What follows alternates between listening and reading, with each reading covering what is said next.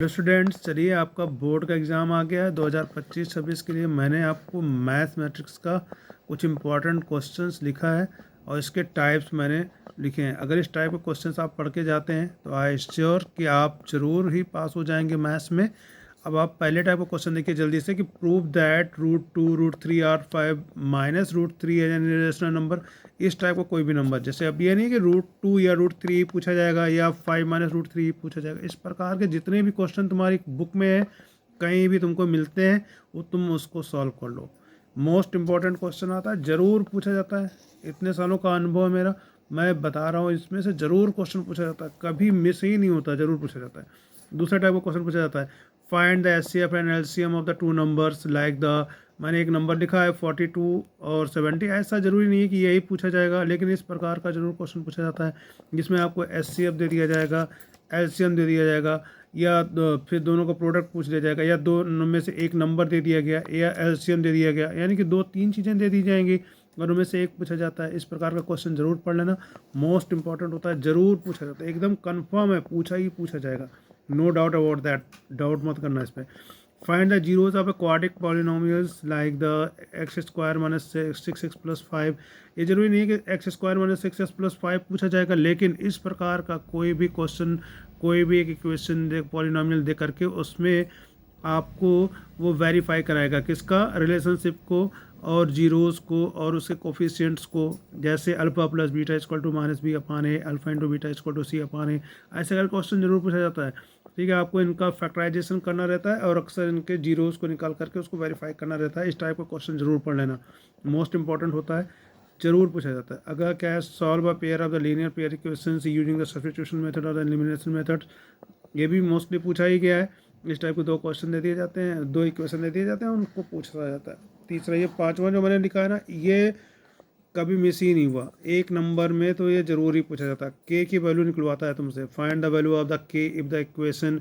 आपको इक्वेशन दे देगा और आपसे के की वैल्यू निकलवाएगा और एक कंडीशन देगा कि इसके जो रूट्स हैं वो इक्वल है, इक्वल रूट्स होंगे तो फिर तभी निकाल पाएंगे। तीसरा है, एनेट टर्म के क्वेश्चन पूछे जाते हैं, आपके एपी से पूछा जाता है, आपके find nth term of the sum of the first terms. अब इसमें ध्यान देना, एनेट टर्म में पूछा जाएगा या sum of the first nth term पूछा जाएगा। और इसमें बच्चों याद रखो कि इसमें केस स्टडीज़ बेस्ड क्वेश्चन बहुत बार से पूछे जा रहे हैं, इसलिए जैसे कि हमने इसमें लिखा है ना, देखो, some time case study based questions also asked from the chapter like word problems involving में डेली लाइफ पैटर्न पे पूछ लेगा, जिससे स्टेयर केस वाले क्वेश्चन बहुत पूछे गए हैं, या सेविंग रिलेटेड क्वेश्चन पूछे गए हैं। अगर ये कहीं भी मिलते हैं, कैसे भी मिलते हैं, किसी बुक में, सैम्पल पेपर में कहीं भी दिए गए, तो इस प्रकार के क्वेश्चन जरूर पढ़ लो। अगला क्वेश्चन क्या है, अगला क्वेश्चन है, देखिए इस टाइप का क्वेश्चन, थेल्स थ्योरम पर मैंने लिखा, देखिए state the prove and the basic properties theorem. हाँ, प्रोपोर्शनैलिटी थ्योरम है बच्चों, कि state and prove the basic proportionality theorem है। इससे थेल्स थ्योरम पूछा ही जाता है।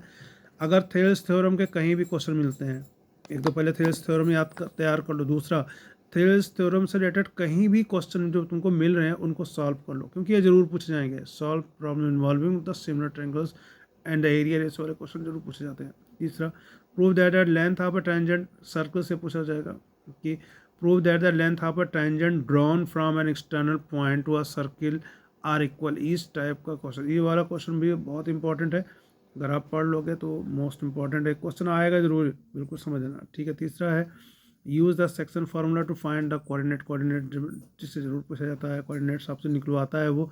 और इस वाले भी जितने भी क्वेश्चन हैं इसमें हाँ जरूर पढ़ लो। तीसरा, और ट्रिग्नोमेट्री रेशियो के जो ये जो मैंने 2 क्वेश्चन लिखे हैं आइडेंटिटीज़ वाले, कि एक तरफ का ले करके दूसरी तरफ वाला प्रूव कर लेना। कभी कभी क्या होता है ना बच्चों की, हम एक तरफ का निकालते रहते हैं, दूसरी तरफ वाला नहीं निकलता है, तो उसे क्या करो कि एक तरफ वाला जब निकालते रहो और दूसरे तरफ वाले को भी इक्वल कर दो।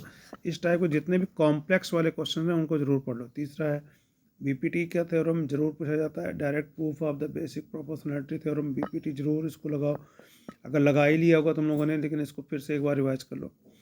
और प्रोबेबिलिटी से मैंने क्वेश्चन लिखा है, कौन कौन से टाइप के क्वेश्चन आ सकते हैं, calculate the probability of the event involving the pair of disc. Dice वाले बिल्कुल आते हैं क्वेश्चन, आप जानते हैं, 2 पासे होंगे, उनको फेंका जाएगा, उससे वाले क्वेश्चन जितने भी आते हैं वो सब पूरा एक तरफ से निकाल के पढ़ लो। डेक ऑफ द कार्ड्स निकाले जाते हैं, रैंडमली कार्ड निकाल करके वो तुमसे पूछ लेता है। इस प्रकार क्वेश्चन सारे पढ़ लो। बॉल्स निकलता है बैक से जो बॉल्स निकाली जाती हैं उसको भी तुम बॉल्स वाले क्वेश्चन में पढ़ लेना। ये तुम देख लेना, तुम्हारे पेपर में ज़रूर पूछा जाएगा, एकदम कन्फर्म है, कहीं मिस नहीं होगा। तीसरा, आपको जो मैंने एक 12वें टाइप मीडियन वाला मॉड वाला क्वेश्चन पूछा जाता है बच्चों, इसमें कभी कभी फ्रीक्वेंसी मिस रहती है, उसको पूछ लेते हैं। और कभी कभी इसमें क्या होता है ना बच्चों, मैंने देखा कि बहुत कई पिछले कई सालों से इसमें जो है केस स्टडी बेस्ड क्वेश्चन बना करके तुमसे पूछ लेता है। तो अगर तुमको अब स्टैटिस्टिक्स में अगर कहीं भी केस स्टडी वाले क्वेश्चन मिलते हैं, सैम्पल पेपर में मिले होंगे, तो उनको ज़रूर पढ़ लेना। जो मोस्ट इंपॉर्टेंट है एप्लीकेशन ऑफ ट्रिग्नोमेट्री में, जिसको हाइट एंड डिस्टेंस का भी चैप्टर कहते हैं, इसमें 5 प्रकार का क्वेश्चन पूछा जाता है। जिससे भी तुमने पढ़ा होगा, कहीं भी तुमने किसी कोचिंग कहीं से कुछ किया होगा, वो तुमको नहीं बताया होगा कि 5 प्रकार के क्वेश्चन पूछे जाते हैं। जैसे जब दो ऑब्जेक्ट के द टू ऑब्जेक्ट प्रॉब्लम्स में जैसे सेम साइड में ही रहते हैं, और उसमें से वो आपसे जो क्वेश्चन पूछता है, टू ऑब्जेक्ट जब सेम साइड में रहते हैं हाइट एंड डिस्टेंस में, इस प्रकार क्वेश्चन तुम देख लेना। 2 ऑब्जेक्ट बेस्ड क्वेश्चन पूछेगा और दोनों की साइड अपोजिट होगी, एक तरफ साइड में रहेगा, एक दूसरे साइड में रहेगा, उस तरह से पूछेगा।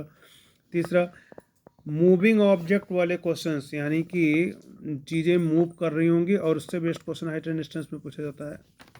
चौथा, डबल एलिवेशन प्रॉब्लम में जैसे क्लाउड है या बैलून है, इस वाले क्लाउड और बैलून वाले जितने क्वेश्चन हैं उसको देख लेना। तीसरा, मल्टी स्टोरी बिल्डिंग वाले केस स्टडी क्वेश्चन बेस्ड जो क्वेश्चन होते हैं वो भी पूछे जाते हैं। केस स्टडी में आपसे पूछेगा एक पतंग है जो पेड़ में फंस गई है, ऐसा करके क्वेश्चन पूछ सकता है। Airplane flying between the 2 deck points, ये ऐसे टाइप का क्वेश्चन तुमसे पूछ सकता है। स्टैच्यू ऑफ यूनिटी बता देगा, या हिस्टोरिकल मोनूमेंट्स को ऑब्जर्व करा था वो क्वेश्चन पूछेगा। ठीक है बेटा, ये सभी प्रकार मतलब ये सभी केस स्टडी में पूछे गए हैं, कई सालों से पूछे जाते हैं। ठीक है, और सबसे बड़ी बात बेटा, जितने भी हाइट एंड डिस्टेंस के क्वेश्चंस हैं उन सब में मोस्टली 95% क्वेश्चंस में आप tan थीटा का प्रयोग करते हो। tan थीटा से ही सब निकलता है, ध्यान देना। किससे निकलता है? tan थीटा, मैंने लिख दिया देखो यहाँ, tan थीटा से निकलता है, ये tan थीटा से निकलेगा मोस्टली क्वेश्चन। ठीक है, तो tan थीटा की वैल्यू याद कर लेना।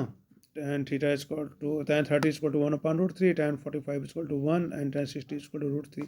इस पे बहुत सारे क्वेश्चन मेरे पास हैं भी, अगर तुम लोग कहोगे तो ये जितने प्रकार के मैंने एप्लीकेशन बेस्ड क्वेश्चंस लिखे हैं इसमें, उन सबके एक एग्जाम्पल्स दे देंगे।